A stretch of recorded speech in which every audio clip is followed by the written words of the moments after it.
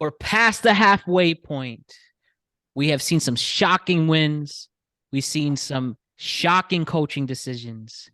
And we've seen an NFL just keep amazing us every single week. And the fact of the matter is, we are going in full throttle for the second half of the season. And we're going to start it now with the best podcasting crew when it comes to covering the NFL. Alex Ranniello, Alex Young, thanks for joining us for the first time with football, and Bryan McKeon, all here ready to rock and roll. What's going on, dudes? Not much. Good for Nothing week of much. football.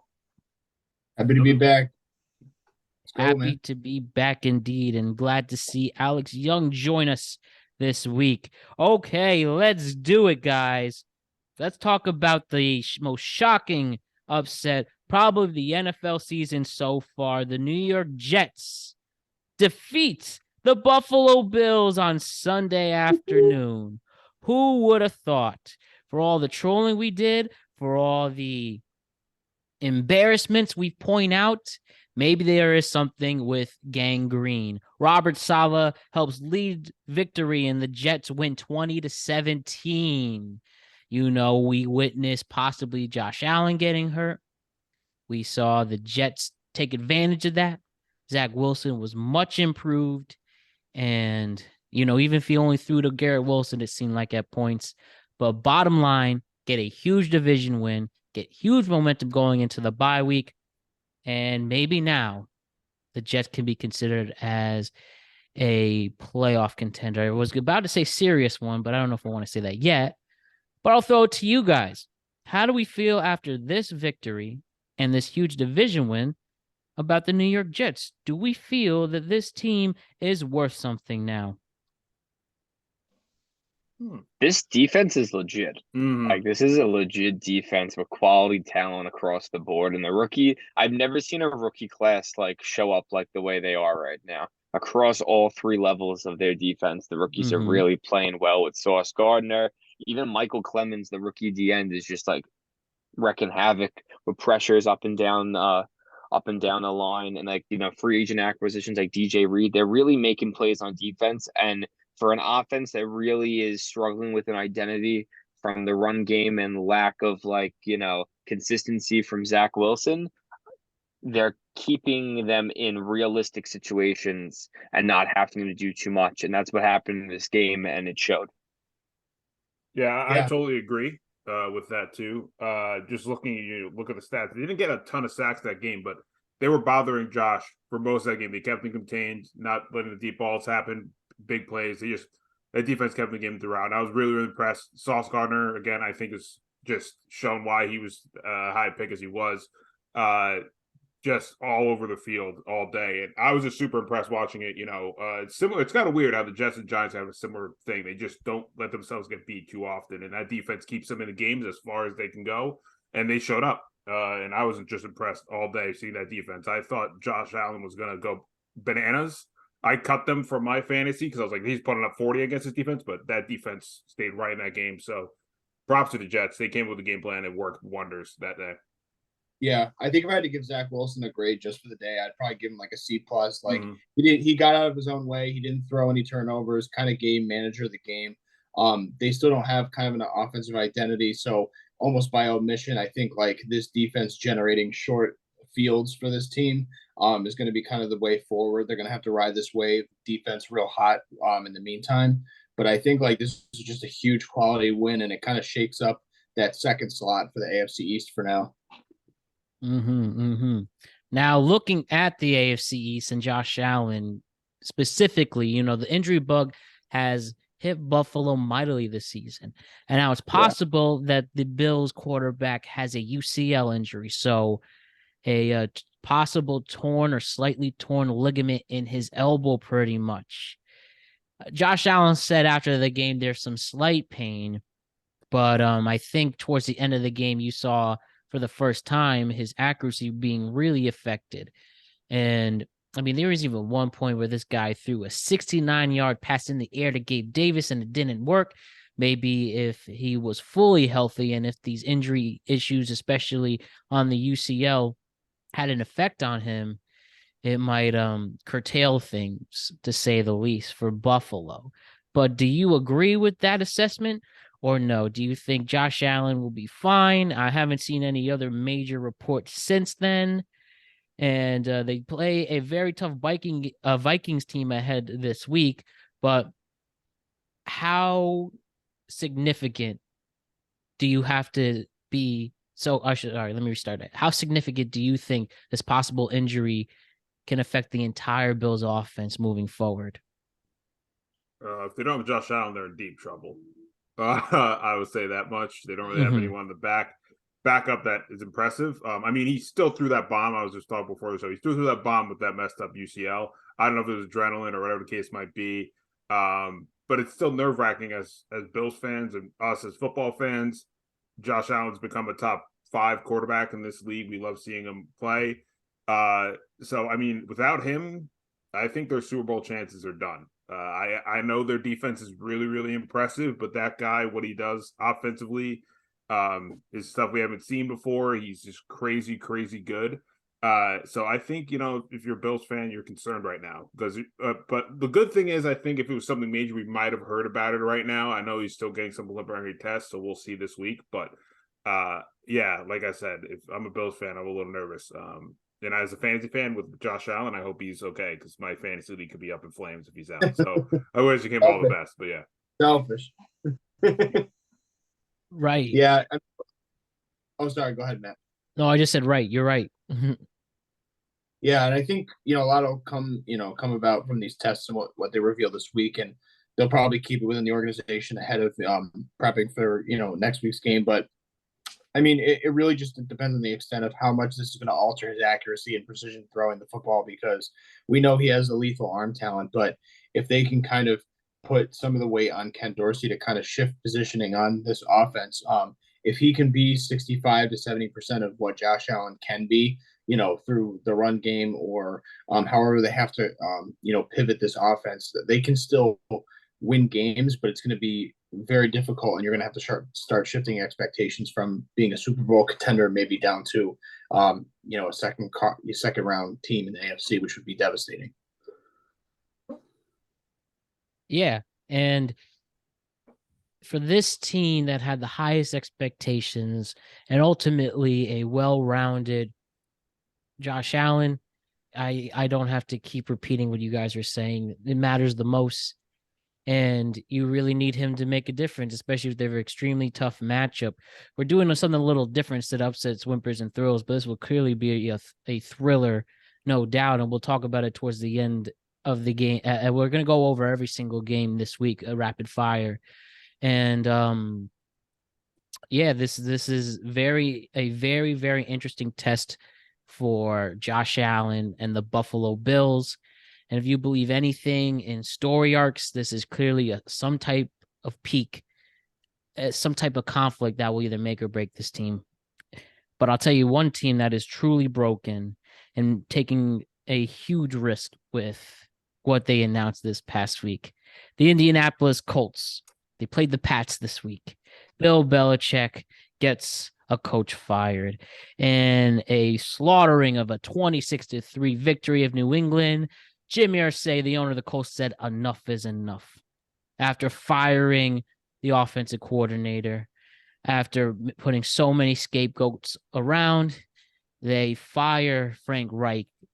And, we'll talk about the game, of course. But first, we have to talk about the Colts deciding to hire NFL Hall of Famer or soon-to-be Hall of Famer Jeff Saturday as their new head coach, who was previously working as an analyst for ESPN. He has no professional coaching experience, just high school. And with this, a whole new staff had to get hired as well. With not a whole new staff, but mostly a lot of major coaching changes were made. And I completely get the ridicule the Colts are getting, especially definitely for a lot of deserving candidates just get outright pushed to the side. And we can add this to the conversation as well, especially for minority coaches.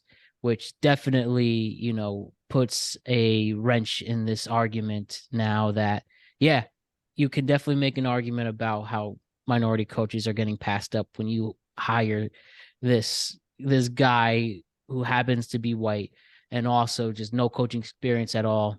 And again, we'll add that to the conversation a little later on, but the Colts are really hiring Jeff Saturday to be the head coach for a game this week. And this is a weird one. This is just straight up weird, for lack of a better term.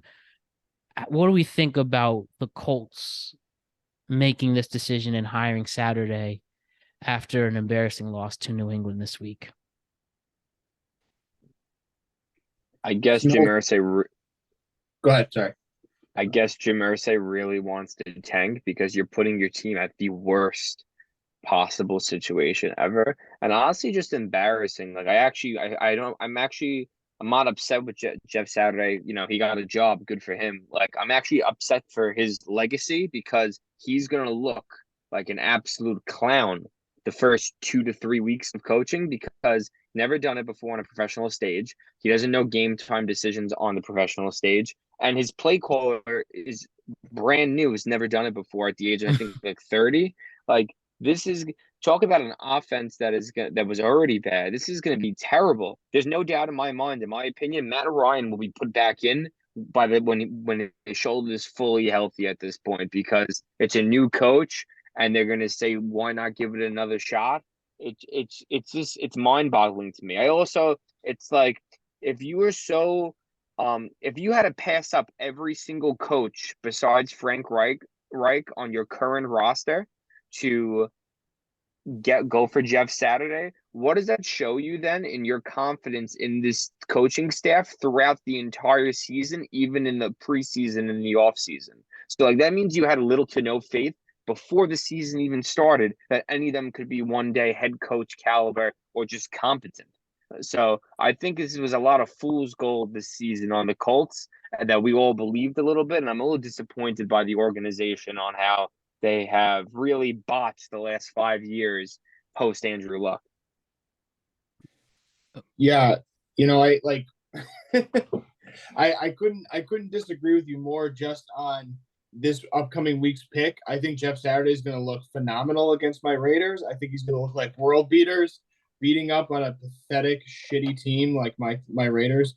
But everything else you hit on besides that, Brian, was like spot on. It just feels like such an empty promise, such a waste of planning and preparation from this organization. And I was really just kind of taken back and embarrassed by just how devolved this team kind of folded like a house of cards. I didn't think that being one quarterback away was really so far from their expectations. I thought that I guess my point is I didn't see the demolition of this team top to bottom on the roster coming so quickly than anticipated, because I thought that this offense and this defense was really elite, and I thought that they were just a quarterback away, and we were sold a real fake bill of goods. Yeah, I totally agree. I was same with you guys. I thought one quarterback away. I was a little nervous with them getting the older quarterbacks coming in. Not saying Carson Wentz is old, but hitting Carson Wentz and then go Matt Ryan, and then things before that. You thought things were going to change, and it didn't. But just the hiring of Saturday was shocking when you have coaches on the staff that had previous head coaching experience.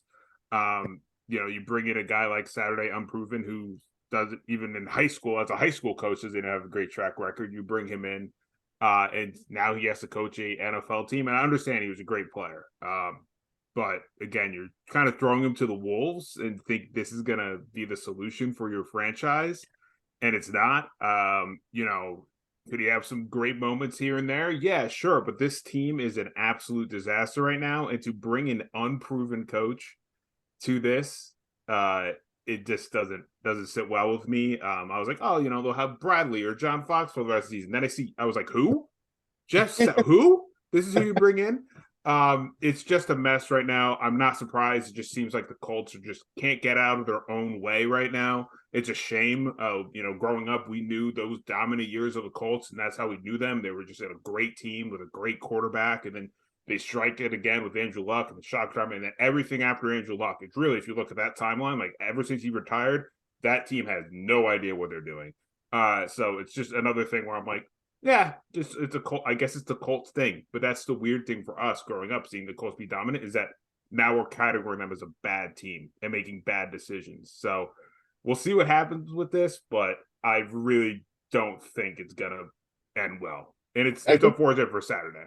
I think the Jeff Saturday hiring, it's almost like when you go back to like university reunion and they have like a guest speaker, and the only people they can get to guest speak is like an alma mater that's like middle of the pack from his graduation class. It's like, this is the best you guys could do. It just seems almost like they're just throwing everything in the kitchen sink at it because they're very desperate right now. I will say that he's going to look like a world beater for this week, and then they're going to get the shit kicked out of them the next 4 or 5 brutal schedule. Yeah, it's funny how they're playing your team, Alex. We'll get into that more down the line too when we talk about the Raiders. But I know it's not easy to talk about, but it should be mentioned that, NFL has had a problem hiring people of color head coaches. And when you see this, well, you kind of make their argument for them.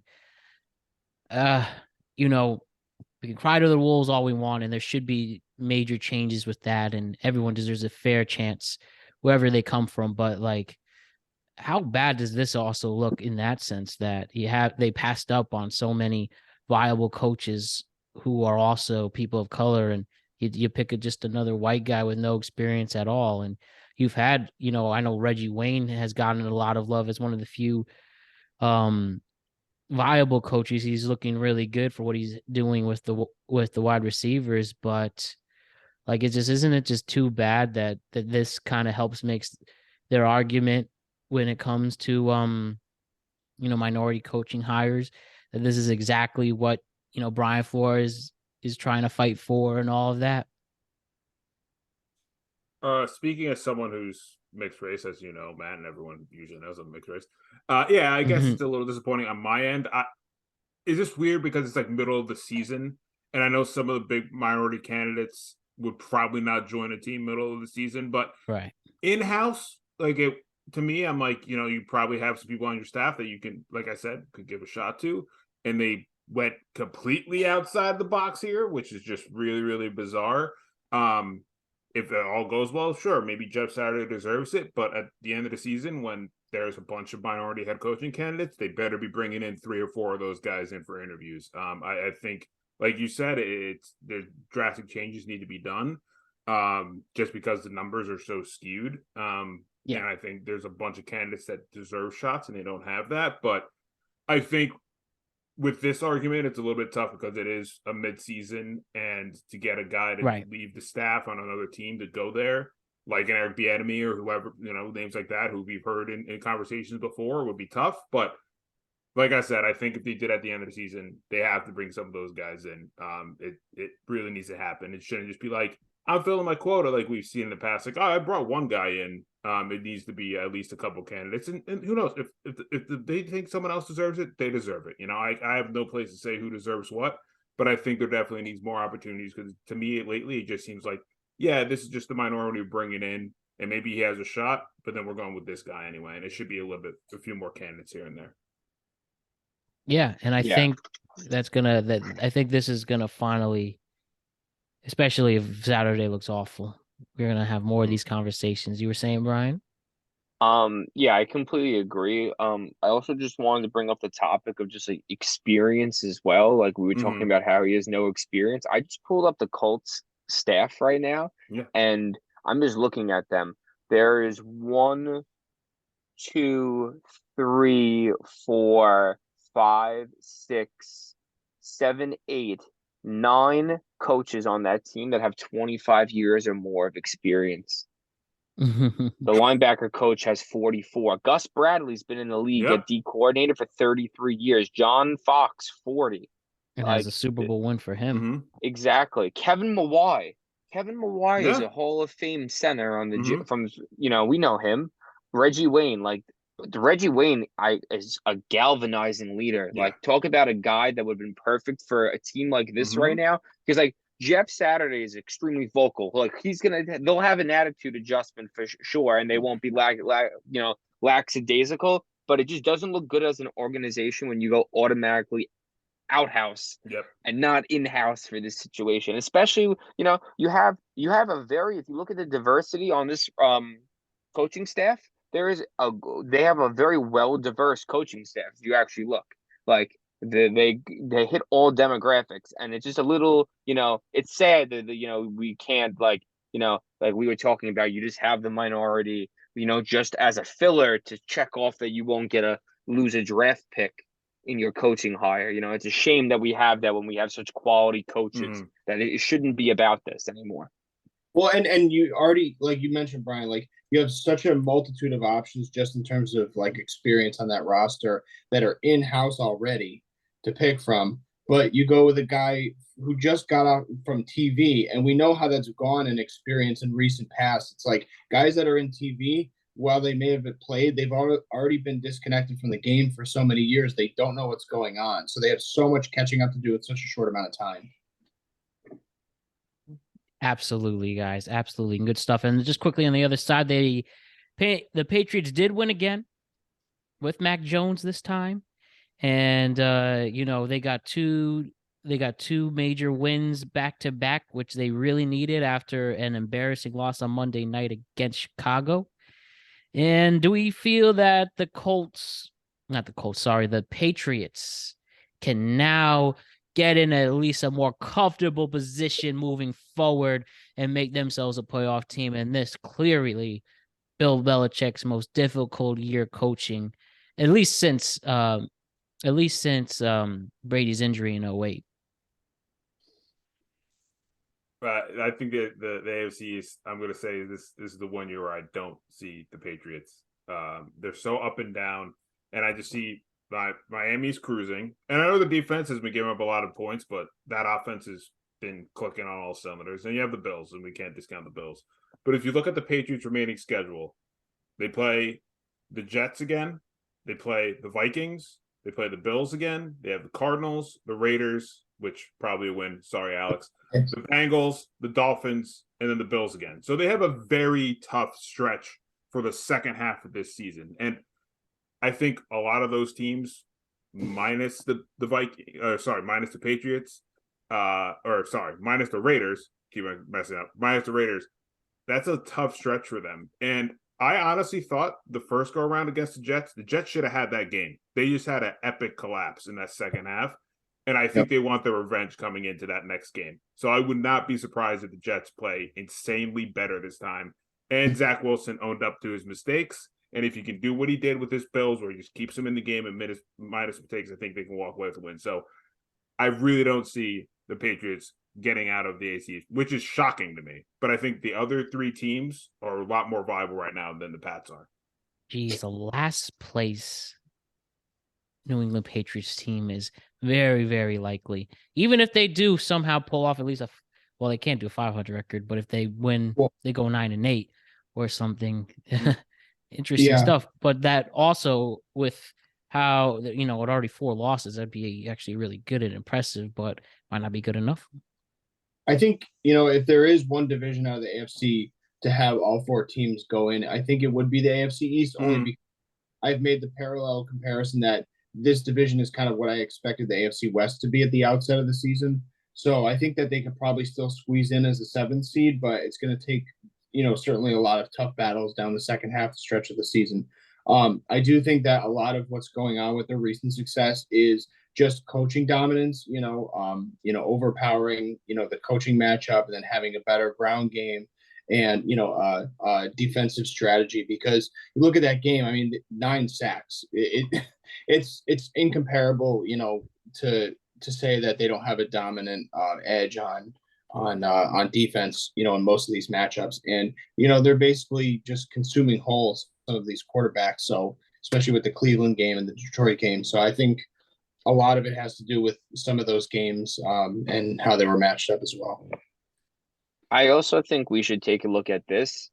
They're better than the Jets if you think about it offensively, and they have a more of a pedigree on defense just because of experience. They're only a game out of what are they, a game and a half out of first place in the division? Like, this is a very, like, if Josh Allen gets hurt, that's a complete collapse. Everyone moves up. You don't ever trust the Jets because they're the Jets. They're like the Knicks. So, you know what I mean? Like, this could just, they could make some noise right now. And if you really think about it, in a head-to-head matchup against the Jets, it's gonna be another close game. Like, all these division games are gonna be close. They might luck out with collapses. The Bengals might collapse by then. It's possible. The Cardinals are on their way to becoming a dumpster fire. So, like, it's possible that they just catch fire at the correct time and they like make a run. The NFL is so weird, and that's exactly why we go to it every week with stuff like this. So, interesting stuff ahead for both the Colts and the Patriots. Now, let's talk about something that really, really, really can now make you think about a lot of things, not only in his life, maybe your own life. I think it's true. There are really people in this world with the highest highs, and they coast in those high highs, whatever career you do, whatever life you live. And then sometimes, just through fate, through life being life, shit brings you down. Aaron Rodgers, back-to-back MVPs, won the Super Bowl, stays consistent. And the only times that the Packers really have done bad over the past decade was when he was hurt, broke his collarbone. And what was it, 2018, right? Aaron Rodgers is healthy now. He's lost 5 games in a row for the Packers. Mostly his weapons have been there for him. And now when it's now truly a full month of this painful losses, where another Wisconsin team who plays baseball, the Milwaukee Brewers, have won a games sooner since have won a game more recently since the Packers won and baseball's over. And now when you saw this a Lions team that is truly playing against ghosts and really shooting themselves in the foot, looking so bad, even though they are lovable losers. And one team next to the Bears that Aaron Rodgers truly has dominated his whole career and arguably, has beaten the Lions franchise more handedly. He's killed the Lions his whole career. And then when you see him lose this time in an absolute messy football game with 2 major turnovers in the red zone, and you just see the frustration, the true emotion, and you really saw an angry person, not only an angry quarterback, not only an angry world-renowned athlete who I know is clearly now on a decline, even despite all of the praise I've given him and everyone else.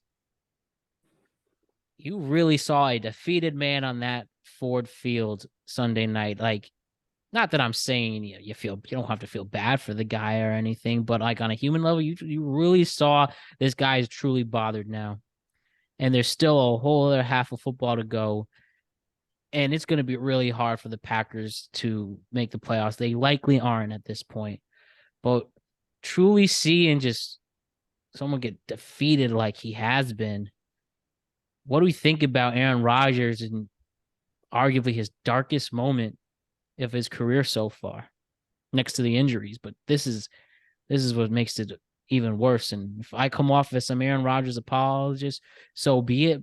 And I understand that, but this guy really is going through it. And I will check out his Tuesday's conversations with McAfee, and it's tough to see somebody really go about. You have to see him every week, and you see how sad the guy is. It's tough to see. I don't know. Maybe not to some, but to me and others and whoever. It's really interesting to see how defeated this guy looks right now. How do we feel about that? And I know Ranniello probably is I'll actually toss it to him first. For somebody who has pointed this out, do you want to just show the opposite reaction and say, "Ha ha, I told you so, loser, loser, loser"? No, I'm a good Christian boy. I don't want to rub the dog's face in the poo. I'm just gonna kind of let it marinate, let it sit. I think this is a season this is like the bill coming to the table that's way overdue. I think that this team and this roster construction has been in steady, slow decline over years past, and I do feel bad for I feel bad for Rodgers in some respect because he didn't really have a whole lot of hands on this construction. But I mean, we can go back over the tapes in episodes past. I think there's a lot of blame to go around, but I think that what we expect and anticipate to transpire the remainder of the season is kind of something that's well overdue in terms of how this team and how the Aaron, as a player and a leader, has prepared for this. So I think that a lot of this stuff is just coming to fruition that was kicked down the road, so to speak. And it'll be a point of inflection for him, and we'll see what happens. They may just blow this whole thing up after the season. And you still got him for 2 more years after this season. So what do you want to do? I mean, it makes sense if you want this as a lost year, get high in the draft. And, I don't know if it's going to be the finally draft a major tight end for him or if they a solid wide receiver or whatever. Is it now? What? Yeah. Oh, sorry. Well, I was just going to say, if I had to guess, like if I had to put my tinfoil hat on, I would say that this would be the year that he walks away and retires temporarily, almost like a Brady situation, and returns back with either a new team or with the Packers organization 2 years later when things have settled, because clearly there's more on his mind, more distracting him outside of football that he needs to just quash or take care of, or whatever that case may be, whether that's getting married or doing things out on the road, like doing more mushrooms and doing all this crazy shit. Like, if that's what would fulfill him, go do that, clear your mind and come back to things if you feel that's necessary. But it feels like there's just too many things distracting him, and I think that maybe taking some time away from football, because we've seen quarterbacks with the health and nutrition and wellness, you can extend your career another 4, 5, 6 years with the proper dedication and tools at your disposal. So I don't think losing a year at his age will do as much harm than it would in years past. Been interesting. And the only other thing you wondered with that, say that you switch him and Tua and have the most susceptible weapons there. Would he play the exact same way? Because he's not playing like dog shit. It's really everyone else. I mean, he had a rough game against the Lions. The Lions, yes, Lions for sure. But throughout put it to you this way: he's not.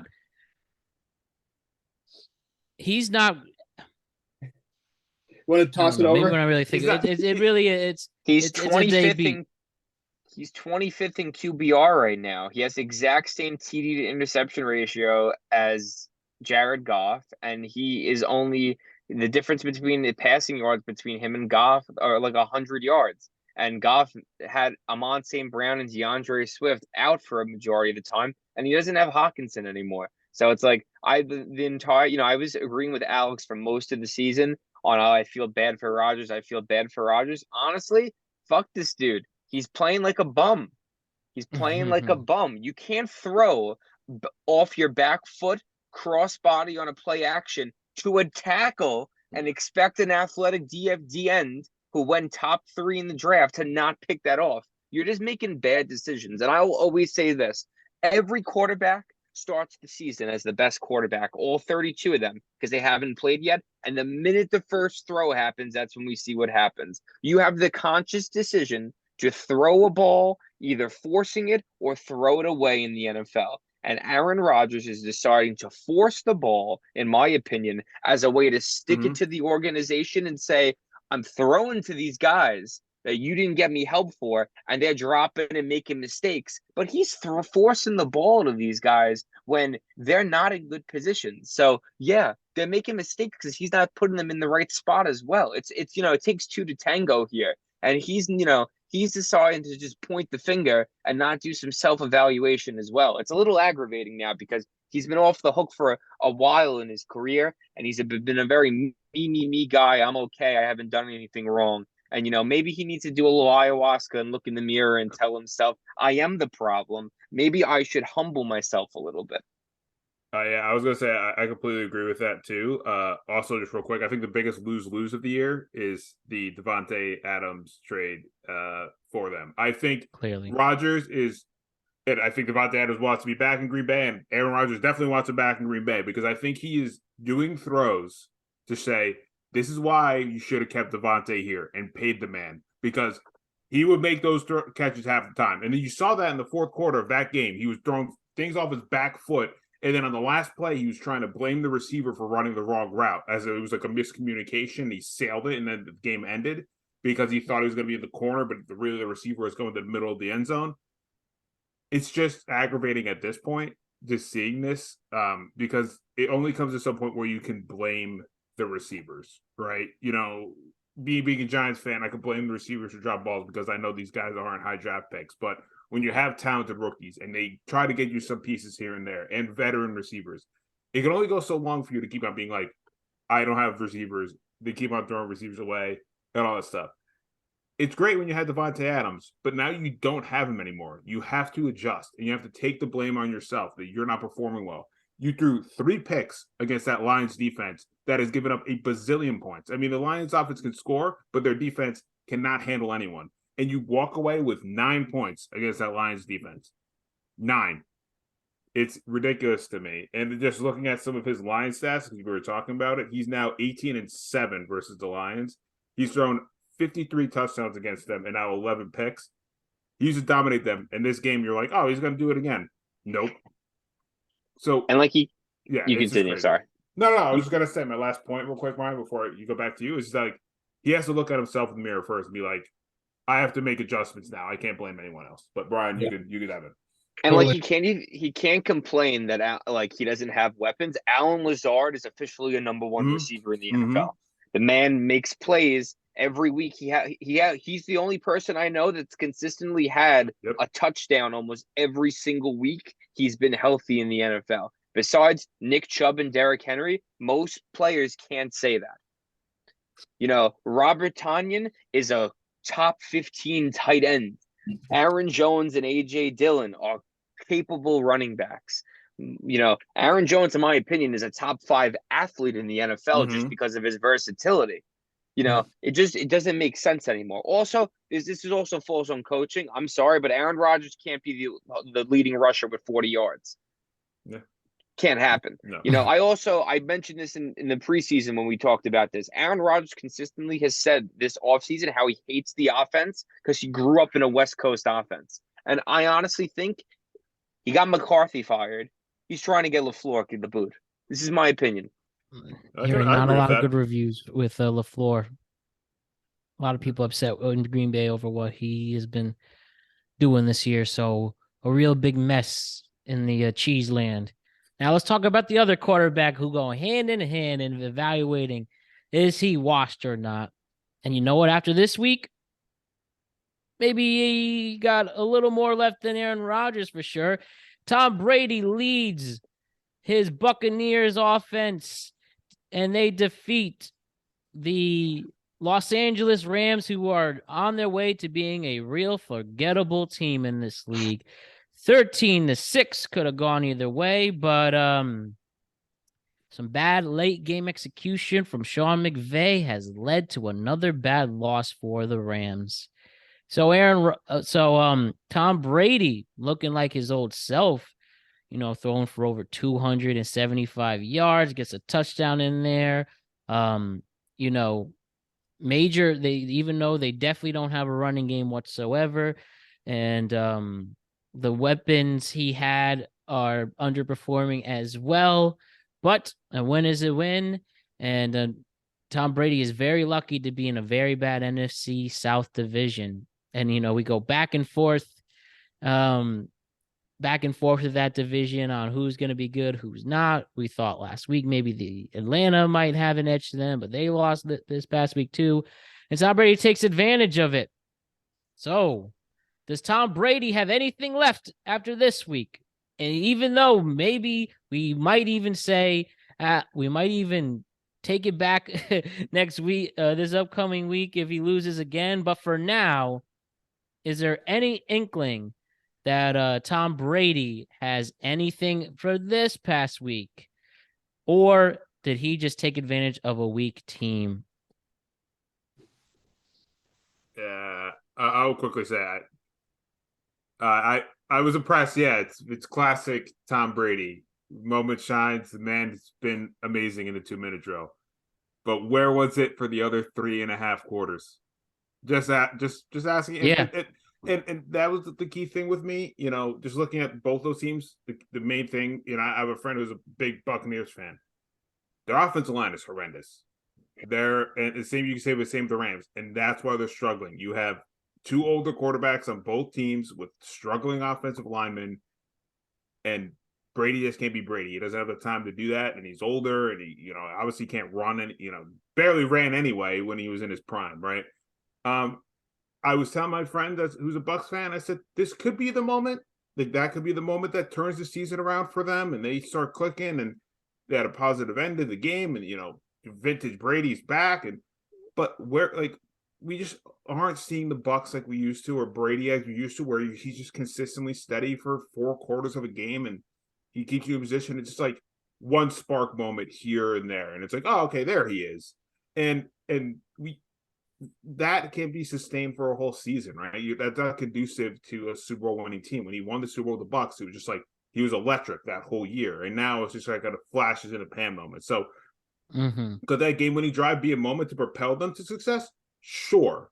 But we have to see this team be consistent for 4 quarters, and so far this year, we haven't seen that at all. Yeah, I feel like a win like this just kind of feels like a Band-Aid on an open wound. I think that it was a lackluster win, to say the least. I think that they got a lot of improvements to do, especially, clearing out that IR that's piling up now. I think that Brady throwing 58 times is definitely not advantageous. They got to fix the running game somehow, some way, even with a provolone cheese offensive line. So I think for Tampa, I think leaning on that defense, particularly when you have 4 sacks against this team like the Rams, that's gonna help give you short fields and easy opportunities, but they got to capitalize. They got to find ways to dial up something else. Something else. I think Byron Leftwich, needs to sit down with Brady and kind of figure something out.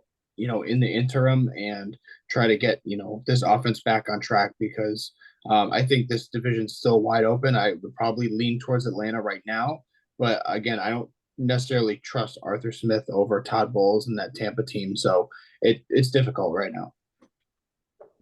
I'll tell you, man. A team that needed Jeff Saturday more than the Colts, it's his Buccaneers, man. His offensive line is atrocious. I'm actually embarrassed to watch them run the ball. But there's also they don't help themselves. When you have a bad offensive line, you do 11 personnel and you have a running back and a tight end, or you go 12 personnel and you have a tight end and a fullback and a running back. And guess what you do? I pro up the middle and you get yards, especially with a bell cow like Leonard Fournette. This team should be playing like the LSU of old with him running the ball. You have to play towards the strength of your team, and they cannot do that, and it aggravates me. This team is built off strong run and play action. They lost Gronk and they lost offensive linemen, so it's like, let's not block anymore and let's go to a spread offense and just try to air it out. We got Mike Evans, who is the worst wide receiver in the league, because he's just a freak, but he doesn't show up. He's hurt. These are issues. They need to find their identity, and they need to do it quick, because this could be the pinnacle moment where the lights go on in Brady's head. He just got his new penthouse in Fort Lauderdale, and he's partying it up right now. He's single man, and he's ready to go on a tear. Off a bye week, too. Off a bye week. He's on a tear right now. The man is literally walking in and playing roulette, putting all his money on red and going. It's time to now give him the fuel for this. I'm sure once he hears your rant, Brian, that's exactly what'll happen. It's got to give them the energy. As for the Rams, who I don't even want to talk about soon, they're just not a Super Bowl team. Week after week, we talk about how disappointing this team is, and I think after this loss, it's our due diligence to talk about all 32 teams and mention them at least. But the Rams are straight up embarrassing and disgraceful to watch. And we have more adjectives for other teams, stronger ones to use, but for a team that clearly shows what happens. All right, we're going to put everything, fuck our future, into this one season. We win the thing, and it's great, even for an unappreciative city and fan base like the Los Angeles Rams fan base. You now see this team that just doesn't make any sense. Their defense gets beat easily. Matt Stafford, we thought he was going to get a resurgence, and maybe that resurgence has only been a year resurgence. Hey, good enough, right? But if they didn't have Cooper Kupp, this would be unwatchable in all sense. Not exciting whatsoever. Jalen Ramsey isn't who he used to be. The running back problems are extensive. Allen Robinson is Kenny Golladay bad. Sad. Bobby Wagner, too bad that he goes to his hometown and it's just not the same. I'll tell you this though, this is what this team really makes me think about. Is it better to win a Super Bowl and be bad the rest of the decade, or pull a Uno reverse card and be the Dallas Cowboys and win 10, 11 games this season and lose in the wild card? What's better? That's so weird. That's I don't even know how to answer that question. Right? What's better? A Super Bowl ring or just consistently being relevant? If they were still in St. Louis, I think a lot of them would sign up for the Super Bowl and be Agreed. bad. Yeah. It's just so weird to me that like the LA Rams are kind of like the celebrity team now in LA and honestly, but they don't have the dire. There's still probably some really big fans there. Don't get me wrong, but like St. Louis, that place would be rocking right now, and I think they all team up for a Super Bowl win. Yeah. And yeah, but it's just weird. Like they kept on trying to do the method, and it worked once, right? Like they bottled up and they won a Super Bowl, and then they just threw their future away, and they're trying to do it again, and it's just not working, and that's unfortunate. I think they should have just done it once and then see how the rest of it played out. Like, okay, we bottled up, we read, but then you hear stories like they were trying to offer multiple first-round picks and a second-round pick to get Brett Burns on their roster, and that's not like a key thing that they're missing right now. Like we said, the similarities, Bucs and the Rams, their offensive line's terrible, and they have two old quarterbacks behind them that just can't move. So you bottle the pressure, and there you go, right? And we see Stafford not be the player he used to be, and that's the thing. But that's a really good question. But it makes you think. But I think, like I said, if they were in St. Louis, everyone would have signed up for Super Bowl, suck for 10 years, or whatever the case might be, and they'll be fine because they're used to losing. But now they're back in LA, and now the pressure's on them, and now everyone's kind of being like, what the hell? We just won a Super Bowl, and now we're bad? Like, what's going on here? So it is definitely an interesting debate to see, and we'll see what happens with the future of this team. But yeah, it's not looking great right now for them. Don't make a deal. Oh, you were saying? Oh, I was just going to chip in by saying, just like everything else in LA, it's all fake. So you gotta look at this team and assess them artificially as well. They were kind of constructed, as almost like a paper tiger. They had one phenomenal season where they broke through, but I don't see this construction of a roster lasting more than a year or two because of the fact that they went all in, and then you had Whitworth retire, you had OBJ walk, you have injuries all over the place, and you haven't had production from guys that you brought in that you expected to produce. So I think a lot of this amalgamation has just been poor planning. And a real quick thing, real quick, I just want to mention one quick thing. Go. But the quick thing is, a lot of people also forgetting that like McVay could be gone soon, Donald could be gone soon, Stafford could be signed soon, and Rams or whoever. They're supposedly have some weird patent thing where like once this window closes, all of them are gone. Just a thing to note, but you're going to get dive in now.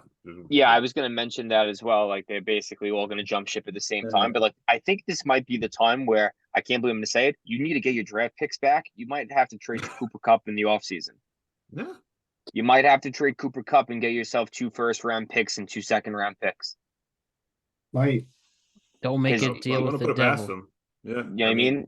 Yeah. You got to do it. You're gonna need to do it. And like I also like this team easily. If they love selling their draft picks. There's no reason why they couldn't have gotten Calvin Ridley. Yeah. The Falcons. No reason. Sad. Let's continue the sad theme. Okay. I want to play you something off of NFL hate memes. Look what somebody DM'd Derek Carr. Oh, please. Oh, it's your biggest fan here. I want to congratulate you on a great season because you sound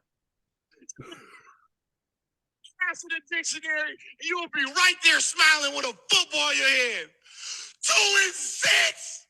We lost to the Jacksonville Jaguars, who never won a Super Bowl. They never had a victory. They don't know what winning is. They jumping around like they won a Super Bowl when they beat us. You disrespected every single legend that wore the silver and black.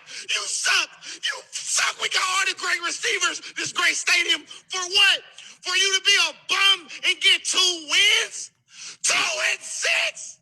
Are you serious? We can have a crackhead fresh off the street, and he will get at least 5 wins. At least. You suck. Retire. I'm done being a Raiders fan.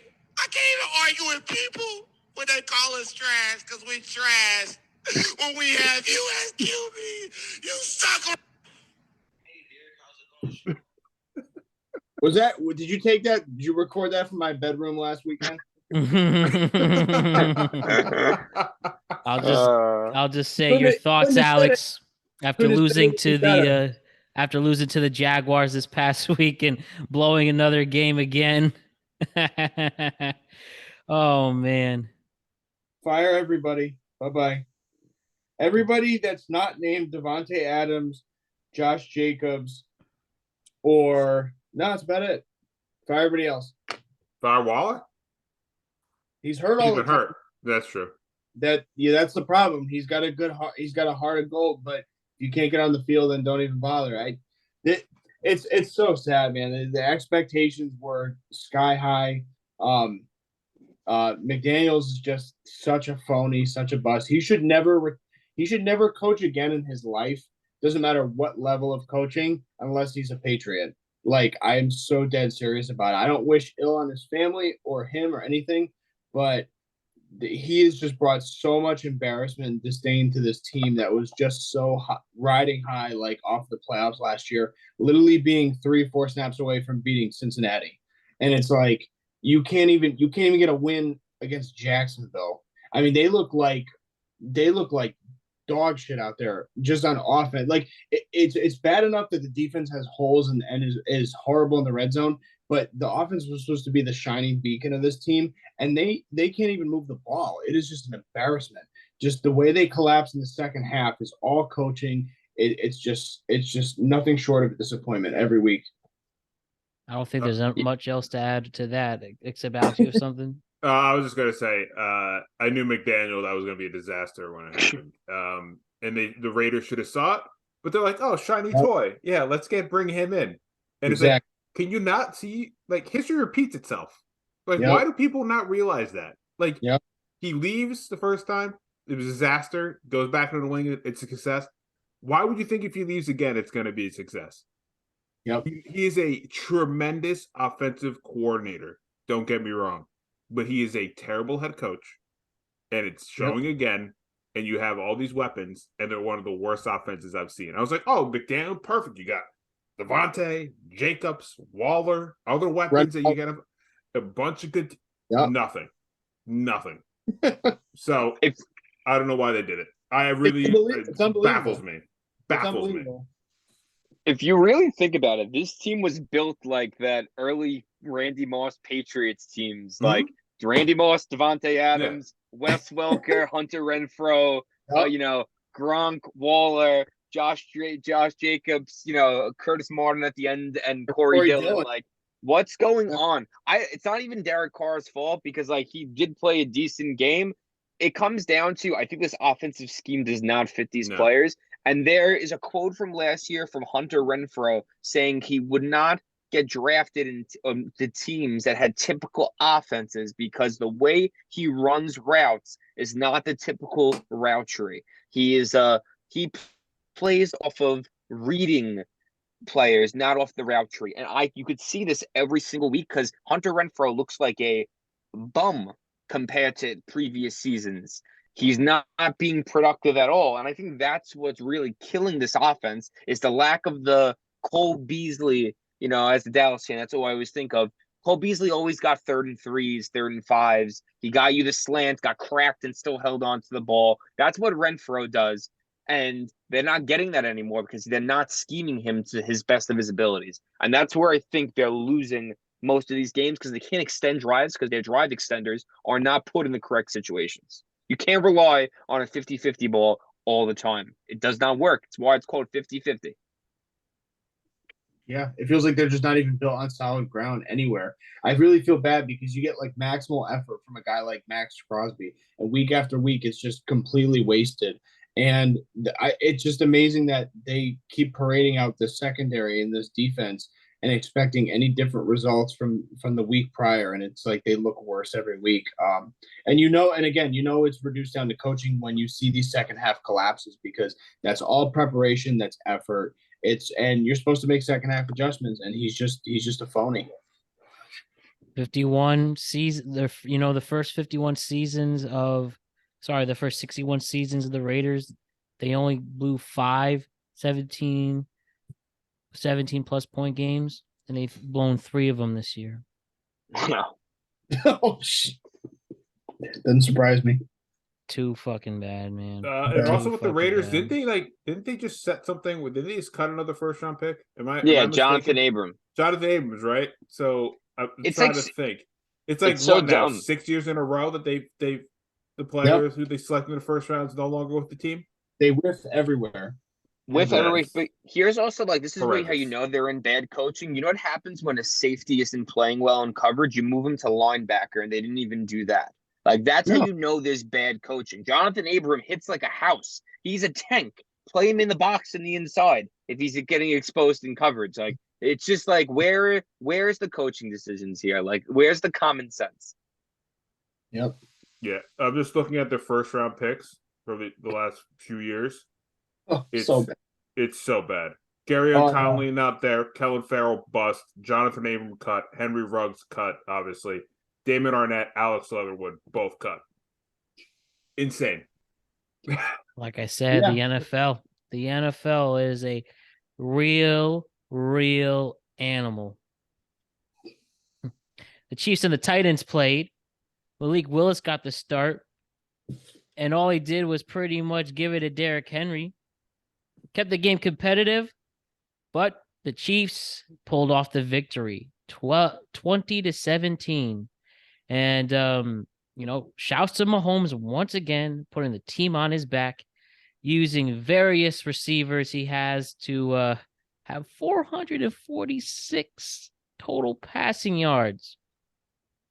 He had 43 completions on his own. Oh, man. Chico. Now it was a little too close to comfort. The game did go to overtime, and I think Vrabel is so underrated for keeping his teams competitive, even with the various injuries they've had. But, a win is a win. And the Chiefs pulled it off. I guess the big, what else can we say about the Chiefs? They know how to win. They have various players, and Mahomes just shows why he's a top 2 quarterback in this league. He just makes it work. So I don't think there's much to really analyze in that sense. Mm-hmm. But for the Titans, though, it's a loss, but some may even say it was a moral loss because this is even if, say, for some reason at 5-3, they make the wild card and fall short or whatever, but or maybe they just lose close games. But you guys got to give credit to Mike Vrabel, what he does. Very, very good coach, and you always wondered, what would Derrick Henry be like with a legit quarterback? And, he's still got a long ways to go to see if Malik Willis is going to be the guy. But how about what Mike Vrabel's been able to do with his Tennessee Titans? It's absolutely amazing. If Ryan Tannehill plays this game, they probably beat the Chiefs just because they get those third downs. They're not relying so much on the run. And if you even look at it, they only they ran the ball 29 times and they threw 16 times. They really didn't have a lot of offense going on. The defense really, they lost this game because their defense was exhausted. I hope these guys take a nice nap for a little bit after this game because they got their asses kicked on defense just because of how long they were on the field. And, this is a depleted offense with no big name receivers or anything that because of the A.J. Brown trade. But guess what? They're getting draft picks. It's a good, wide receiver and tight end draft. This is a team that, might want to trade up and try to get that tight end from Georgia. I forget his name, but he's supposedly going to be like a top 10 pick, who's lights out. I don't know if Derrick Henry's ever going to play well with a good quarterback because I don't think that's Vrabel's kind of offense. I think he's more of a Patriot type kind of guy, run the ball, play hard nose, smash mouth football. So, Derrick's going to always carry the ball and see, he's going to be the number one option at all times, and the quarterback's going to play second fiddle. So it's going to always be, in my opinion, a hard free agency market for a quarterback. Yeah, real quick, the tight end. I'm a Georgia fan. Were you talking about Brock Bowers? Is that the tight end you're thinking of? No, I can't think. What is his name? I'll look it up. Yeah. There's a couple good, obviously, I'm a Georgia fan, but there's a lot of good weapons on Georgia's team that they'll be drafted. As you saw, their whole defense was drafted last year. There's going to be a lot of good offensive weapons this year. But no, if you told me that Malik Willis is going to throw 16 times this game and the Chiefs or the Titans are going to be within 3 or a chance to win, sign me up for that. I think they still don't trust him right now, but there was some moments watching Willis, and I was watching that game intently just to see him play. There were some moments that I thought he was impressive. He made some really good throws, but there's some other moments where you can kind of see he's still learning the game. But for what Vrabel does, I mean, I think that guy is so underrated. I think he's going to be a coach in this league for a really long time. I think he's in the perfect program. And like we said, that A.J. Brown trade, if they nail those draft picks and get some more talent on this team, I think everyone should watch out. They're consistent contenders. I think the Tannehill injury does obviously hurt them. We saw that, right? There's just some moments where they were kind of nervous to trust Willis, where I think in Tannehill, they can say, okay, on this throw, we can trust you to make these plays. But with Willis, they were kind of afraid that maybe he would be a little behind or rush it or, try to play hero ball. So they're very reserved with him. But for what Vrabel does, that team is so consistently good. And I think going forward, I think that team is going to be really, really solid. And, I know they're missing A.J. Brown. That was their kind of security blanket of a receiver, but they made the move when they did. And if they turn those picks into some solid pieces, I think that team's the Super Bowl contender for the next few years. So I think, I don't want to, delay the kind of the inevitable point. I think this was like one of the greatest, coaching duels in a regular season game, in recent memory. There's some that we could look back to, but I think this is definitely one of those up there. But I think what this game really boiled down to, if you look at the numbers, I think Tennessee just simply ran out of gas defensively. I thought they had played a lockdown game in the first half. By all available statistics, they did a really solid game. I mean, I know that the passing game blew up, but a lot of that stuff was, large chunk yardage in the second half. And I think that this team kind of just broke down. They were really exhausted and tired. And I thought that this was just kind of a grinded out game until the second half concluded. So I think that, these are two teams that are going to be in contention towards the end of every year in the AFC. And I really, I have a lot of faith in Vrabel with this organization as long as they can stay healthy. But I think this has to be an offensive the offense has to run through Derrick Henry for the future, no matter who you draft or who you put in there schematically with the quarterback. Let's talk about our last point. Last comment. Throw all your money at Lamar Jackson in this offseason because this offense would thrive having a quarterback. That'd be nasty if he was there. I know you drafted Willis, but that's you got to think big picture. You would need to put all 11 guys in the box to stop the run. Yeah. Even then. Another thriller. Miami and Chicago, where we've seen Justin Fields have a historic game rushing. The man rushed for 178 yards, more than his passing yardage. Kept it close. Maybe Chase Claypool even only had 2 receptions for 13 yards. Rejuvenates this offense and a Bears team that made a lot of moves during this season already. Well, the Dolphins keep the momentum up. Tua shows that when healthy, he is a really, really solid quarterback in this league. For Chicago, I think we should talk about how Justin Fields, maybe even if the record isn't pretty, he at least has earned another year in this league, right? As a starter. We all have a group chat. What I text on the way home from work today is we all have to apologize to Justin Fields because we were doing him dirty for a couple of weeks, for most of the season because of the lack of production. And I'm going to eat my own words and say this man is proven week by week in the last 3 weeks that he's legit. He can make plays. He's a drive extender. He's in like a mini Lamar Jackson, making moves, making plays. He's efficient too. 17 of 28 is, against, this Miami team, who does give up a lot of points, but their cornerbacks are, I would say, their veterans locked down. That's a good stat line. And, the rushing game speaks for itself, 178 yards. This team has a lot of promise, even at 3-6, just because of how weak the NFC is. Maybe they make a splash and go for a run now. I think it's more or less, though, they're losing these close games just because of the lack of defensive talent on the back front and the secondary. But, this team definitely should be, don't they have like $100 million in cap space? Probably now after they move some of the players and some of the things they did, yeah. I think they have close to like $100 million in cap space this offseason. I wouldn't be shocked if this is a rags to riches team for the following season. Yeah, I'm gonna say I completely agree. I think the game that really flipped for me was I was watching the MannyCast for the Bears Pats game, and for me, just seeing how they were reacting to him, and for me, I was never a hater of Justin Fields. I was just always confused on why the Bears didn't let him be who he is, which is just a game wrecker with his legs. He can throw the ball. He's accurate. They kind of kept him reserved, and then seeing him in that Pats game, I'm like, oh, okay, the Bears are finally letting him loose. And then what you saw against that Dolphins game, I'm like, this is what this dude can do.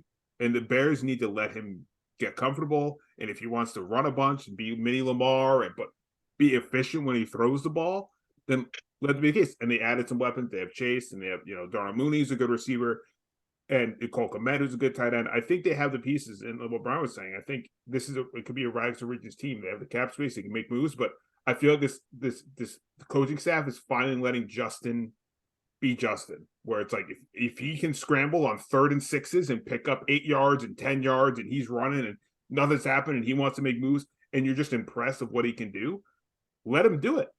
Let him be him. And you saw that in the Dolphins game when he is so comfortable when he was just like, I don't have anything, but I'm getting 5 yards. To the point of the Dolphins coach, it was really funny, but McDaniel literally was like, stop scrambling. And he said that in his press conference too. He's like, I told him to stop scrambling. And he's like, he just wouldn't. It was annoying.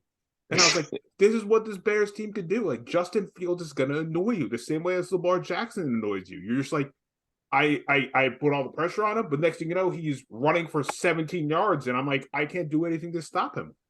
And I think that's what you have to do with Justin Fields going forward. And I think that's what this Bears team is going to do. And I think they're going to be a really fun team to look at in the second half of the season. Yeah, and I think that was the push. I think there's more of. Oh, go ahead first, Bryan. Sorry. He reminds me of rookie year RG3. Mm-hmm. Like this team reminds me of that Redskins team. Like it's just that's all I wanted to say. It popped in my brain. But I think more critically, if we look at actual the prospects for this team moving forward, because now Green Bay's, kind of in a slump that they have a lot of questions. So it really just becomes a matter of, Minnesota at the top, and even them, they're a little unstable. How far can you go with this new front office? They got this guy, Ryan Poles, the new general manager. He's from the Kansas City tree. He was overseeing a lot of the drafting classes that they partook in the past 10 years with that organization. So I have a lot more faith in him than Ryan Pace and the old GM and that old regime to kind of correct some of their woes and miscues and incompetence on the offensive side of the ball, because I know that they can do defense regardless of who's in there. But having a little more faith in this new guy, this new general manager, and their sight set for the offense with Justin Fields. I think now you're seeing more of a willingness to kind of cooperate with, a college style offense, especially with these quarterbacks coming out. And for me, I just have questions with, his arm strength, but I don't discount the fact that they could put up points. Nope. No doubt about it. Lamar Jackson with many of his compadres injured, still pulls off a win on Monday night against the Saints. They're just again, they're a lame duck team. Andy Dalton, doing the best he can. But Lamar Jackson shows why he's so damn good. And wait until he gets some of his players back too. But Lamar Jackson, again, and especially halfway through the season, he is the MVP of this league, arguably, especially with Josh Allen having some tough games. You guys feel this with Lamar? Yeah. And he's that was definitely earned his a fat contract at the end of the season. For sure. And that was like the first time I ever saw Lamar in this game get angry. I think you guys were probably all watching, but he like spiked the ball right at his center because there was multiple delay of games in that late game, and then he could go on the drive to kind of ice the game. But he's just proven he's a leader. And, good teams beat up on the bad teams, and that's what they did yesterday. And, I mean, I got to give my respect to Justin Houston. I mean, I thought that guy was, like, over the hill in his career. Yeah. But that game yesterday, he was back in his freaking prime. He was going insane. So to add him and the pieces they have of the defense, I think the defense is only going to get better from here. And like you said, Matt, once they get healthy on offense, they're just going to go back into cruise control. They let Mark Andrews sit this game to heal up, and Isaiah Likely stepped up. He got a touchdown. I think he's a really, really good tight end in showing it. And so I think this team's looking pretty solid. I know they had their moments where they looked a little bit down. Obviously, the Giants game, I'll take the win against them, obviously. But, going forward, I think this team's only going to get better, and Lamar is proving why week in and week out he deserves this massive contract because, like you said right now, depending on Josh Allen's health, and early on this year, Lamar was a runaway MVP. I think it's a little bit closer now, but if he continues this level of play and the team keeps on winning, I think he's going to lock down the MVP. I'll make this one comment. He's not worth top quarterback money because he doesn't do the one job a quarterback should do, and that's throw the ball in a consistent manner and read defenses correctly. So right now, in my opinion, he's getting top running back money, even though I hate calling him a running back because he's an athlete. But like, in my opinion, I can't give you top quarterback money if you can't, throw the ball 20 times a game and get, break 200 yards consistently. When the run will one day, he will not be able to run this much. It's going to happen. We know how bodies degrade. It just makes sense. He's an injury away from becoming a one-dimensional cornerback. That's just a realistic, that's realism of the NFL. I need to see him progress more. And yes, he has limited weapons, but he still has a lot of playmakers on his team, and he consistently does not read defenses enough. Like I was watching him overthrow Deshaun Jackson off of not playing at all. Easily should have had 120 yards this game. And he's getting overthrown. He's overthrowing Prochet, likely in the end zone again. Duvernay, Demarcus Robinson, he overthrew in the end zone wide open. It's like he's doing great. Good for him. He's keeping them relevant. But I think we also have to realize this man is not progressing as a quarterback. Yeah, I think he hit his ceiling pretty early in his career because he was so, explosive, in the run game and stuff. And I think they were able to, with Greg Roman at the helm too, I think like they were able to, gloss over a lot of his shortcomings and kind of chalk it up to he's progressing, so on and so forth. But now it's like multiple $1 million investment payday. Like you don't want to be locked on to a guy who's, is so dependent on his body staying healthy and fresh over the next 4 or 5 years if you're going to give him that long contract. So I'm more interested in, if they can finagle a way to have something short of a 5-year deal, but I just doubt it likely. I just don't know how you could give him guaranteed money. He's gonna ask for fully guaranteed. I can't see him getting guaranteed money because he's a risk. One team will give him the guaranteed money, though. A team will give him the money. Like Carolina would literally throw $500 million at him just because they need a quarterback. But this Ravens team, Harbaugh, they're smart. They can find another quarterback and be as good. Yeah, I agree. I mean, they got lucky. I mean, they had Flacco, and then they laid to Lamar, and they used Lamar to his strengths. But I mean, I agree. I think he's a special talent. It's just tough to me to see what the money is going to be for Lamar. I mean, I think he works on his game a lot and he shows that, but again, he has a limited arm and things like that, and his legs are his key thing. I just want to know what the number he might ask at the end of this year is. It's going to be really, really interesting. Can they franchise him twice? They did that to Kirk Cousins. They did that to Kirk Cousins. They're going to for sure. They're gonna probably franchise tag him. But again, the more they franchise tag, the higher the price gets. That's what happened with the Commanders with Kirk. And I think the stakes are definitely higher in his in the organization's favor if he's not able to beat Cincinnati the next 2 years as well for that division. Have the Eagles declared they're the best team in the league after beating the Texans on Thursday night? No.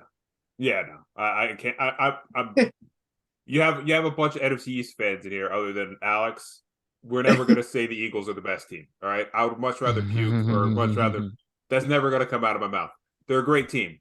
They're a really good team. But they beat the Texans. The Giants should do that this Sunday. If not, I'm going to be very, very pissed off. But yeah, I think they're a great team. They might run away with the East. Jalen Hurts could potentially win MVP as well. I think he's really changed everything around on his commentary and what people thought of him. But never are the words going to come out that they're the Eagles are like the top team or the best team or whatever. I'm never going to say that. Can't do respect it. If that Houston offensive line held up a little better and didn't force David Mills to throw 2 picks while running away for him for his life, Houston wins this game. Yeah.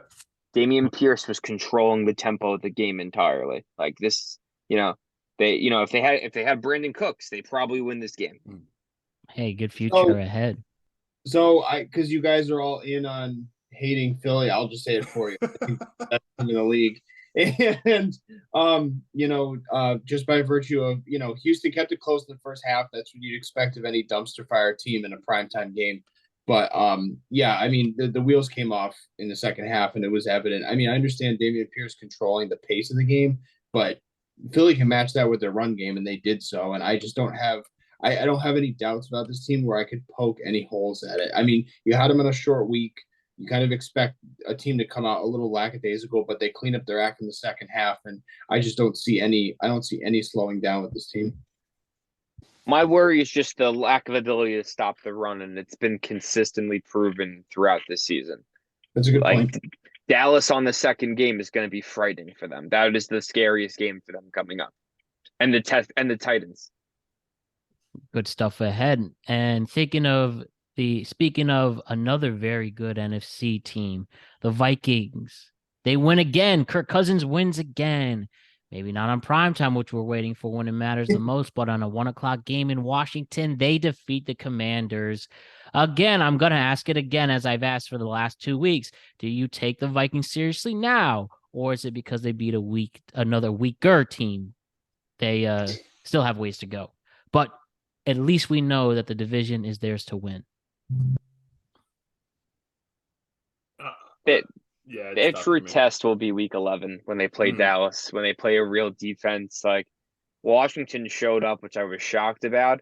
Kudos to Taylor Heineke just being the baller that he is. But this fight, he's going to be a starter. Let's call it the way it is. But this Vikings team is it confuses me. They're good. They're not good. They're consistent. They're not consistent. I think the Hawkinson trade will give them the stability that they need now. And we're really going to see them take off now. Like they have no excuses now. It's boom or bust.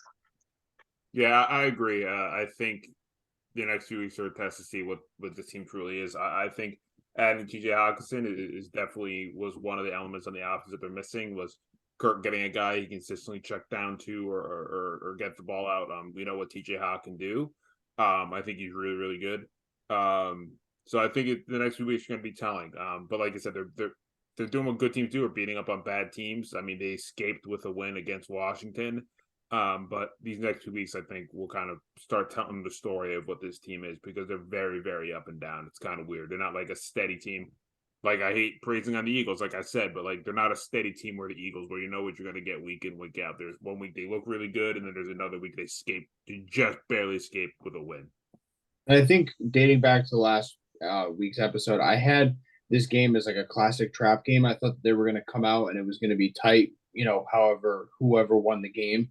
But I do have a little more faith than you guys in this team. I think that a true test will be, both against Buffalo and Dallas. I think that those will be true tests to see where their hierarchy in the NFC is. If I had to pick them now, gun to my head, I'd probably put them somewhere, before or after San Fran for the second seed in the NFC. Even though it's a down year for the conference. So, we'll see. I think that they have nothing to worry about with this division, but they have all to worry about if they want to make a deep playoff push. One thing you can't deny is the Seattle Seahawks and their dominance. 6-3 right now. Geno plays well again. Kenneth Walker. Oh, man, you really want to see this guy in his rookie year. Can he at least make this work for 5 straight seasons as long as he's healthy? Geno is protected. Tyler Lockett staying as Tyler Lockett is supposed to be. DK Metcalf returning and playing well. The Cardinals, I think, will be another team looking for a new head coach after the season is done. Played very, very bad and really struggling here. Seahawks win their 4th straight. And I think this team is clearly good enough to even go as far as making a push, maybe win a playoff game or 2. This is a really good Seattle Seahawks team, gentlemen. Don't you agree? Absolutely. Yeah. It's it's the scariest team in the NFL right now that no one expected. Yeah. Yeah, and this is, you could take them, you can really say for there's so many questions on other teams that we've, talked about week in and week out. But for this team, though, this team is really impressive. In all other words, impressive. Yeah, and I think they're the one team that bought in on their system. Like all of us on the outside, right? They trade while someone like, they're tanking, it's it for them. But everyone bought in. Everyone was like, yeah, no, we're gonna be fine. We're solid. And they're showing that week in and week out. They're just such an impressive team. That defense is incredibly underrated for what they're doing. If you look at some of their stats over the last 5 weeks, it's like insane what they're pulling off right now. But no one thought they were going to be here. No one thought Geno was going to be in the top 10 quarterback discussion this year. I don't think any of us top saw 5, that at all. Top 5. Could potentially top 5. Like, a lot of us wouldn't have expected that. So kudos to the Seahawks for buying in and believing. And, I think they're a very, very sneaky team. I think a lot of teams are not expecting them week in and week out, and they come in and they show them why they're leading their division right now. What's most remarkable is a couple stats, like 10 for 15 on third down efficiency. Like, that's insane, especially particularly with Geno Smith. And dominating time of possession, obviously Kenneth Walker, but just controlling the offense and the pace of the game and just putting it down their throats. Like, it's just they have a formula and they have something that's reciprocal week in and week out. And I think that's what's most dangerous about this team. Yeah, absolutely. In the final game to discuss, the Panthers and the Bengals played each other. Ugh, PU. We're discussing this? Yeah. I mean, all there's really to say is not much to say. The Bengals keep getting wins. You just need the wins. Wait until Jamar Chase comes back. PJ Walker gets benched, but and Baker Mayfield comes in, plays better than Walker, but PJ Walker is going to start this upcoming week. Sam Darnold is activated, but I guess he's not ready to play. Carolina, clearly the worst team in the NFL. And no, that's my Raiders. Oh, well, you think I don't know, Alex. The Panthers they're pretty bad. Yeah. We may take the turn on this one. Sorry to interrupt, Matt. No worries. Just Joe Mixon with 5 touchdowns. Yep. Whoever has him on fantasy clearly won their game. And kudos to the Bengals. Keep getting wins in there, and Joe Burrow, as he's approaching a contract year soon, showing that he could get paid. So that's all we really have to say here. Let's go through the games of these week and make these quick predictions, but I'll let you finish your point. Sorry. Well, I just wanted to real quick. I wanted to touch on where we think the Cincinnati-Baltimore ranking is currently, but also I wanted to just make a quick point about the Chargers Atlanta game too. Oh yes, I missed that one. Sorry about that. Okay. It was a quick week. Quick. I didn't have a lot of time to prep today. Busy day. Okay. But yes, we could go with Atlanta and LA, where we have the Atlanta Falcons coming up short against the Chargers. And though I don't see the Chargers returning back to glory, because I do think the way this game unfolded, especially some mental errors from Atlanta, I just feel that the Chargers, though they won, I still think they're a lost cause until Justin Herbert is fully healthy, because we see that he's clearly playing hurt. And Keenan Allen coming back is going to be big for them. And Mike Williams too. I think the Chargers. Yeah, there's something there's something wrong. There's something very off with the formula with this offense until Herbert gets back to 100%. But I think that it almost seems like they're kind of sheltering and preserving Eckler as well. I mean, you can't get dominated 200 yards to 90 yards in this game on the ground. I thought that Atlanta just pushed them around and probably would have had this game in the bag if they didn't have a couple of those forced fumble miscues. So.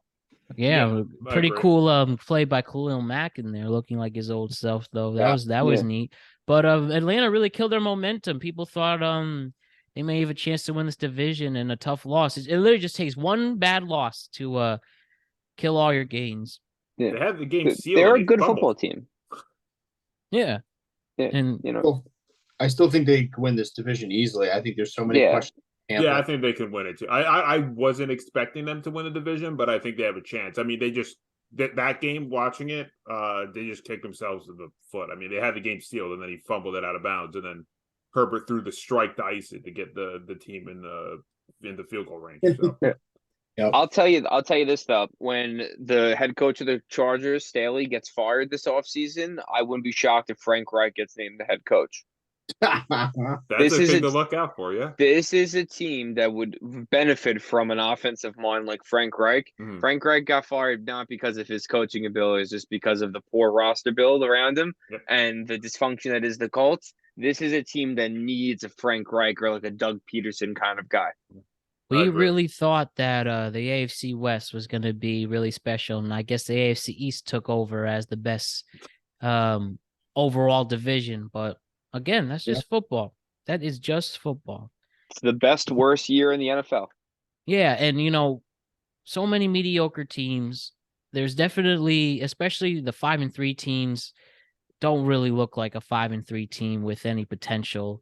Like we said, the Chargers and teams like that. But it's gonna be okay. It's gonna be okay, especially running into the second half. And we're gonna try something different.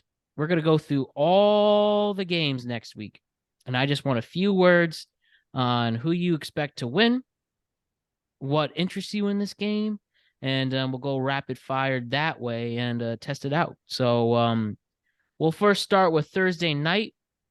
Who's going to win between the Falcons and the Panthers? Falcons. All right. We'll take the Falcons on that one. I'm sure you think the same thing, Alex. Ranniello? Watch Kyle Pitts to have another huge game against Carolina. Mm-hmm. He needs it. The Texans and the Giants. The Giants, after not an embarrassing loss to the Seahawks, but a very tough one, go up against a 1-6-1 Texans team. I think it is fair to say that the Giants should be able to pull this off. Only 6.5-point favorites, but you do not want to take major steps backwards if you lose to Lovie Smith and his crew. This is my upset game this week. I think the Texans pull it off with a field goal victory. Ooh. I was just going to say, I'm a Giants fan. I would say the Texans are going to cover the 6.5. Alex Ranniello, I think you're muted, by the way, real quick. But Texans are 6.5. I think they're going to cover. I think the Giants are going to win. I'm not going to put against the Giants, but I could see the Texans covering it. I think it could be a close game. I'll take the opposite approach. I got a Giants route at home. Ah, okay. Run away with it. And the first ever game in the country of Germany, the Seahawks and the Bucks are playing. Headliners for completely opposite reasons. But who do we see winning this in a country that used to be split into two? Seahawks. Yeah, I'll take Seattle. Yeah, me too. I'm going to go with Tom Brady getting the love of another country and leading into a big upset victory. And, the Bucs are actually favorites in this game, only by 2.5. But I think they will get those points and get the victory. Vikings and the Bills.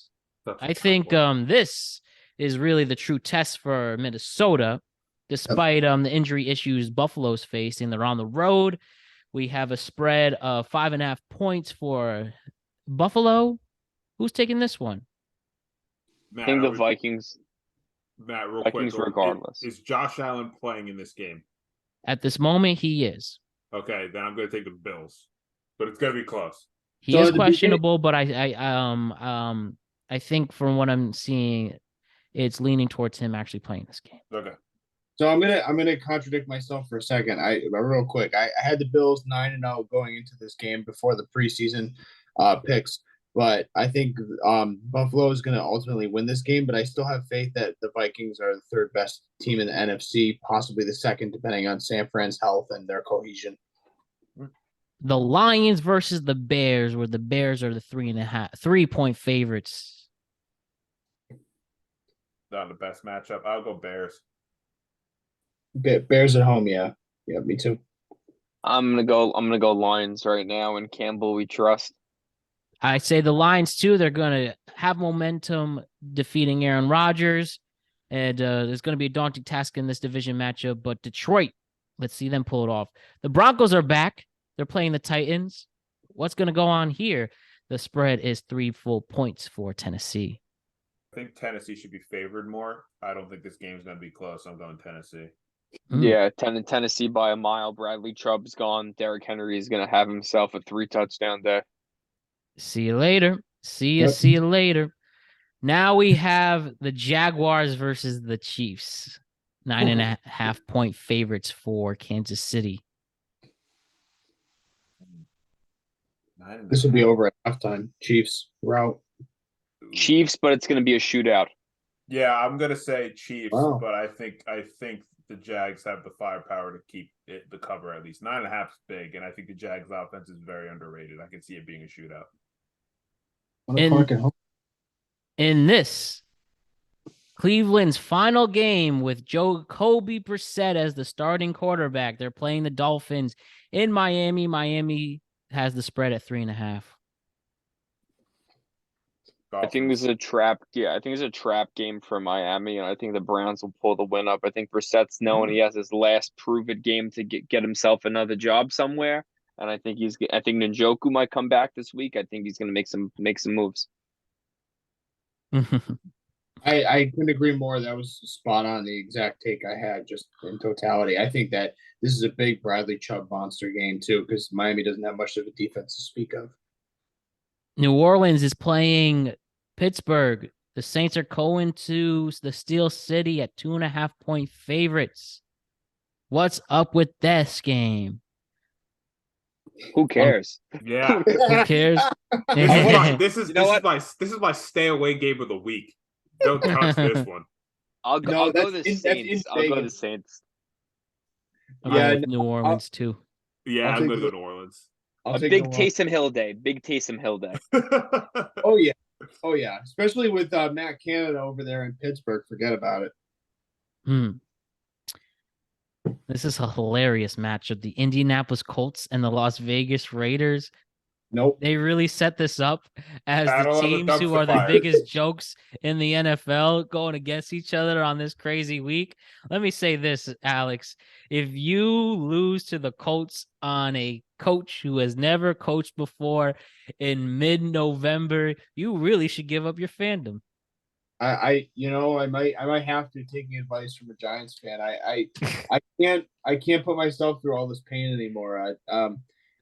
This is like, if I had to like torture my biggest enemy, I would probably strap them to a chair and make them watch this game. Vegas 6-point favorites. How is it possible? I don't know. I'm looking at this. If a prop bet comes up in the fourth quarter of what color Gatorade Jeff Saturday will be rained on, there's an issue. So I'm going to go with the Raiders winning this game, but it better not be a close one. It really shouldn't be. I'm going the Colts by a touchdown. Whoa! I like that. I think Sam Ellinger is about to. Everyone's going to take a notice on this guy. I think he's going to finally pop off. We have the Cowboys and the Packers, two classic NFL franchises, playing at home for Aaron Rodgers, 5-point favorites. I believe this is the Fox game of the week. Aaron Rodgers, can he redeem himself against the Cowboys this time? A team he has handled well in the playoffs. Maybe this truly is the one. If you can't beat the Cowboys at home at Lambeau, this could be the one that breaks him. Broken Aaron Rodgers. Green Bay wins. I can't believe I'm saying that Green Bay wins. They're going to mismanage Ezekiel Elliott and Tony Pollard this game because they want to make Zeke the lead back, and it's going to really mess with their chemistry. And I think Aaron Rodgers is going to pull an Aaron Rodgers, 40 seconds, Allen Lazard touchdown on the sideline. 5-point favorites for Dallas, by the way. This is a tricky one. I know we're trying to do rapid fire for these. I would not be surprised if the Packers win this one. I think the Cowboys defense is special, but with his back against the wall, I think this is the week that Rodgers proves himself. He has a good track record against the Cowboys. And if a Cowboys fan is not confident in his team, then Aaron Rodgers has all the confidence in the world. So I haven't been confident in weeks though. I think actually surprisingly, I think whatever the weather may be, that's going to be a bigger factor because I think Dallas played poorly in bad weather situations, and I think that Green Bay could expose them, in the right circumstance. So we'll see.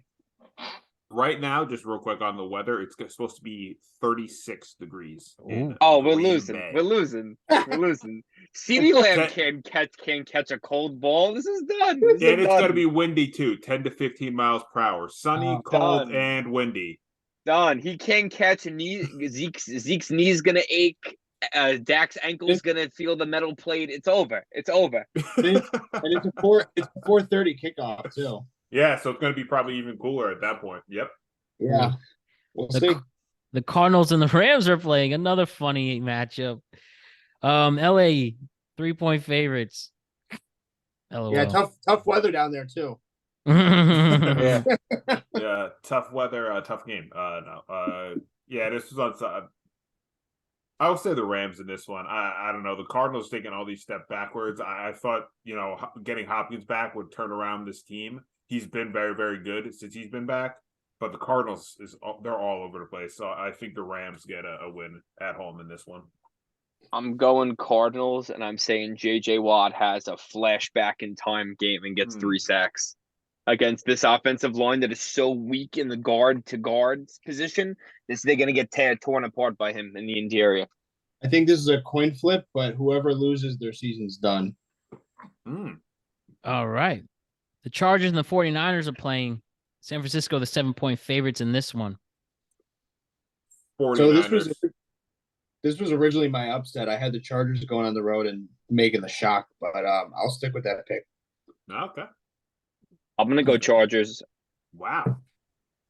I'm going with San Francisco. I'm an only 49ers fan. I love what they sticking with Christian. What are you sticking with, Matt? Where are you going? I'm going with San Francisco as well. Okay. Thank you. I have someone on my side. I'm a big fan of Gerald Everett. on the Chargers, and I just want to see him have a nice game on my fantasy team. Well, there's some truth. There's some truth to that. I think that with the Niners, I'm really high on the Niners, really high on their ceiling, but for some reason, this feels like a do or die game for the Chargers. Similarly with the Cardinals Rams matchup, it just seems that if they are going to make a playoff push, they have to win this game. I can see that. And Monday night, NFC East rivals. Washington is playing Philly. Philly, 11-point favorites at home. I'm going Washington because why not? Outright win or covering the spread? I think they just played the Vikings, which in my opinion is an equivalent offense with a little bit less of a run game. I think they're going to be close, and I think it could be a toss-up. I think this Philly team is not challenged enough. And the Texans challenged them, and now I feel like they have the easiest schedule in the back half of this season, and I think they're going to constantly get challenged because they're going to get a little complacent. And this is where I see it. And the Fletcher Cox injury is a big deal for me. Save this clip. Definitely screen record. Save this clip. For me, I think the spread is too big. I'm going to say that the Eagles win this one, but 11 in the way that how the Eagles came out against the Texans, I think the Commanders can easily come into this game. Yeah. And we just saw what they did against the Vikings. If they can do that game script and kind of keep it close, I think they can cover the spread. I think the Eagles, just like they did against the Texans, find a way late in the game to ice the game. But 11, I think, is a little high. That's high. They fell short of the spread last week too. Just the way 14. The Eagles came out against the Texans with their big of a spread that they had, I could see that kind of being that. I don't think the Commanders are outright winning, I think they'll cover the spread. This looks more like a one possession game, so I want to be somewhere in between Brian and Alex on this one. My thing is Jalen Hurts hasn't had a bad game yet. And it would make sense it would be against Washington because, like, why not embarrass yourself? That'd be fun. That would be fun. And I'm going to go with Philly on this one too. But, gentlemen, good stuff as always. Let's have a week 10. We're at the double digits now. And we'll check back in soon and see how well we all did with this one. So, Alex Young, Alex Ranniello, Bryan McKeon, thank you, gentlemen, and I'll see you soon. See you soon, guys. Have a great day.